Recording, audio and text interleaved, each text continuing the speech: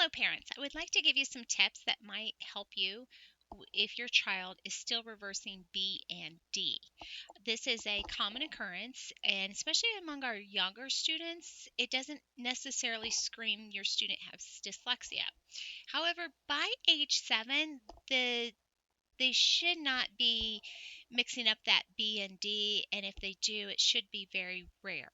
So, here are some things to help you. We have had that picture. I don't know if you've seen it where they do like this and it's supposed to be bed. So you remember B. Of course, you may recording this might look backwards, but the B comes first and the D. My son never got that. He said that was too confusing. Then you have to remember how to spell bed. And then if you're dyslexic, even though you hear bed, you still could put the D at the beginning because it flips the whole word. So that bed never helped him. If you have a non-dyslexic student, this can help. Make a bed, B comes first, and D. Um, Something I learned from Horizon that I love is where does your mouth what is your mouth doing when you say those sounds? So for example, b, my mouth starts out closed.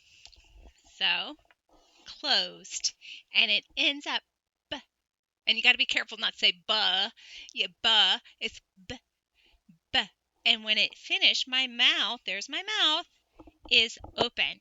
And then when you say duh, duh, duh, it starts out open. So duh.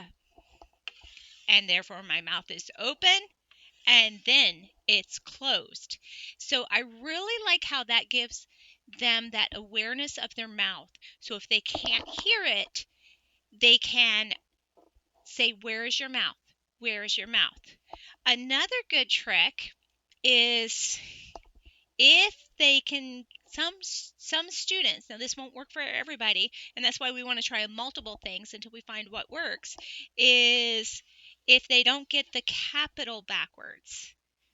So some will get the lowercase backwards but not the capital. So if I can make a capital with the B and it's correct, then I know it's B and not D. So again, that may or may not help. The other thing is to come up with a phrase. You know, if you remember, I have one student that says doorknob and then the door, and that's how she remembers D.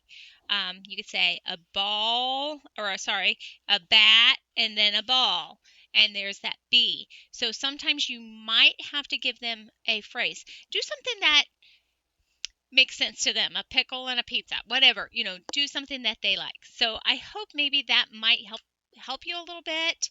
And then same thing with our P and our Q can sometimes be confusing us too.